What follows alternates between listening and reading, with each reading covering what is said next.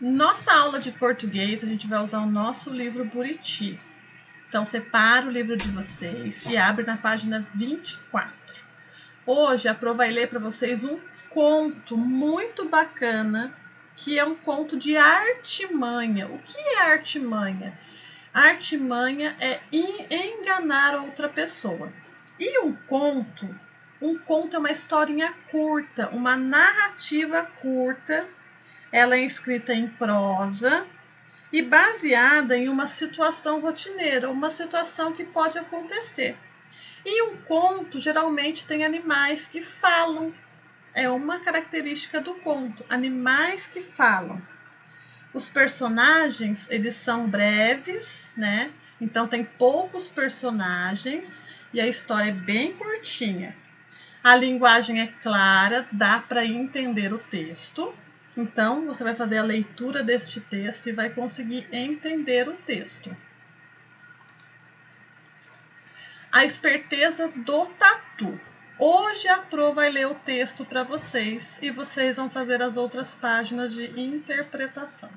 Pessoal, para a gente entender um texto, a gente tem que ler com calma. E quando você for na pergunta, você volta no texto, lê de novo e grifa a resposta no texto. Grifar é passar um lápis embaixo. E aí você responde a pergunta. As perguntas de um texto, você não vai responder de cabeça. Então, não tem resposta sim, não. Isso não é resposta, pessoal. Sim, por que sim? Não, por que não? Então, a Pro não vai aceitar nunca a resposta sim e não. A não ser que a resposta seja somente sim ou não. Mas é muito difícil ter respostas tão curtas assim numa interpretação de texto, nas perguntas de um texto, tá bom? Outro detalhe importante em um texto. Em um texto, quando tem uma parte que está entre parênteses, ó, aqui está entre parênteses, mas nem todos se entendiam, como veremos. Aqui é a opinião do autor, do narrador. Ele está contando uma história e no meio da história ele fala a opinião dele, tá? Então, quando ele coloca a opinião pessoal dele no texto, ele coloca entre parênteses. Então, a Pro vai fazer a leitura do texto para vocês. Eu vou ler aqui no meu livro, porque aqui na tela fica difícil para a Pro ler. A esperteza do tatu. No tempo em que os animais falavam, mas nem todos se entendiam, como veremos, ia certo dia um lenhador pela floresta, quando ouviu os urros de uma onça, que caíra numa armadilha preparada por alguns caçadores. O lenhador se aproximou da armadilha e a onça suplicou-lhe que a tirasse dali. O homem ficou desconfiado. Eu, hein? Você é uma onça, bicho perigoso. Se eu soltar, depois você vai querer me devorar. Mas a onça jurou por todas as suas pintas que não, imaginem, jamais faria algo contra seu próprio benfeitor. Se ele a soltasse, ela lhe seria eternamente agradecida, eternamente reconhecida, eternamente sua devedora, e tanto falou que acabou convencendo o homem. Porém, assim que ele a soltou das cordas que a prendiam, a falsa o agarrou. Sinto muito, amigo, mas estou faminta e você será meu almoço. O quê? Bradou o lenhador. Você promete, jura e ainda me faz uma ingratidão dessas? Ingrato é o ser humano, filosofou a onça. Pois não estraga a floresta que lhes dá vida? Eu sou apenas uma onça, animal que come carne. Como você sabe, estou seguindo meus instintos. Mas o lenhador argumentou. Naquele caso, quem tinha razão era ele. A ingrata era ela. E, já que não chegavam a um acordo, teriam que chamar um juiz para decidir a contenda. A onça concordou.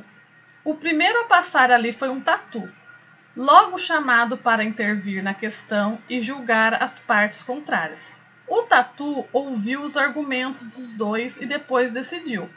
Não posso fazer um julgamento perfeitamente justo se não souber exatamente como é que a onça estava antes de ser solta. Por favor, senhora onça, queira voltar à sua posição na armadilha. A onça distraída caiu no logro, voltou à armadilha e tornou-se novamente uma prisioneira. Vamos embora, disse o esperto tatu ao homem. Ela que suplicou agora aos caçadores ela que suplique agora aos caçadores e aprenda que o bem não se paga com o mal.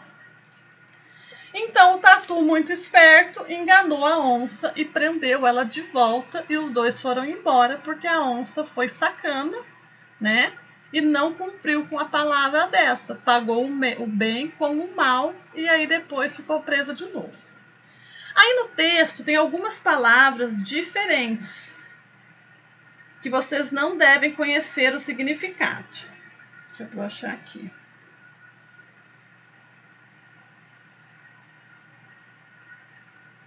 Caiu no logro. O que é caiu no logro? Caiu no conto.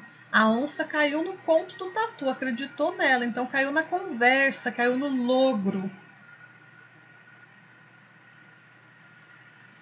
Agora, releia o trecho. A onça distraída caiu no logro.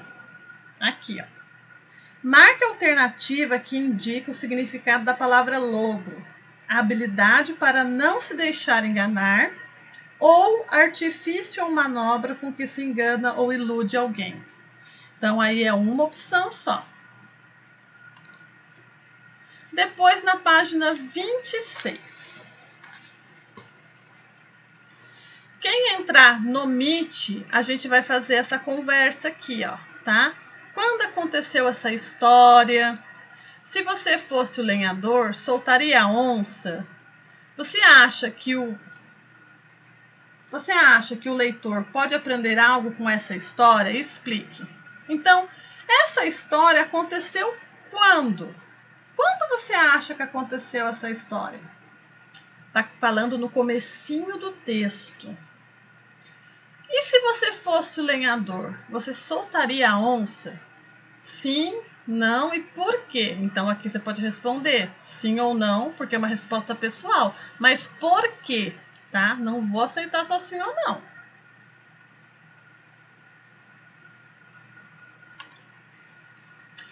E a letra C? Você acha que o leitor pode aprender algo com essa história? Qual que foi a lição da história? No final, o tatu chegou lá e enganou a onça novamente, né? E assim prendeu ela de novo e foi embora com o lenhador. Mas a onça, ela foi honesta. Ela prometeu para o lenhador que ele iria soltar ela e ela não iria comer ele. E o que ela fez? Então, qual lição que a gente aprende nessa história? Vou dar uma dica para vocês.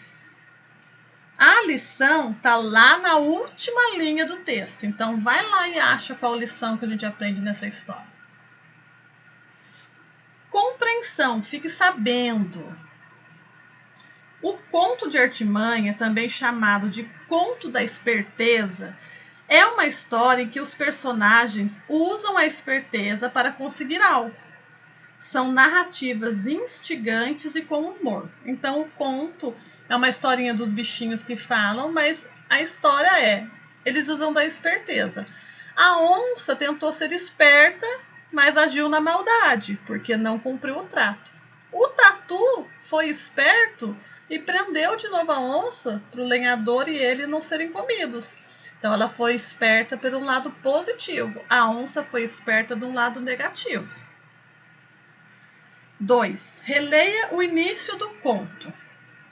No tempo em que os animais falavam, mas nem todos se entendiam, como veremos, então essa parte que está entre aspas, por que esse trecho sublinhado está entre parênteses? A Pro explicou lá no comecinho do vídeo para você. Então, se você não lembra, você vai voltar o vídeo e vai assistir de novo. 3. Releia este trecho. Mas a onça jurou por todas as suas pintas que não, imaginem, jamais faria algo contra seu próprio benfeitor. Letra A.